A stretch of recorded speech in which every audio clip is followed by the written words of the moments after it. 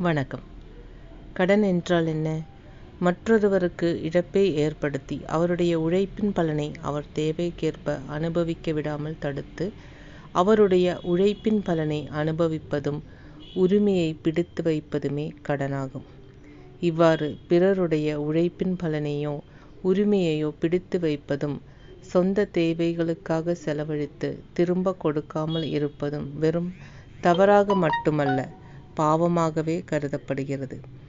இப்படிப்பட்ட பணம் கைவசம் இருக்கும் வரை அது பெரியொரு பந்தத்தில் அகப்பட்ட பலனையே தரும்.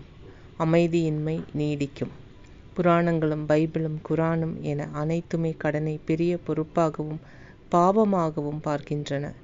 இறந்த பிறகும் கூட ஆத்மாவிற்கு விடுதலையற்ற பந்தமும் தலைமுறைகள் மீது விழும் பொறுப்பும் சாபவுமே கடனாகும்.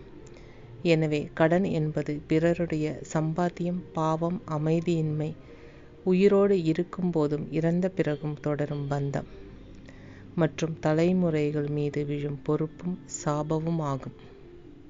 நன்றி.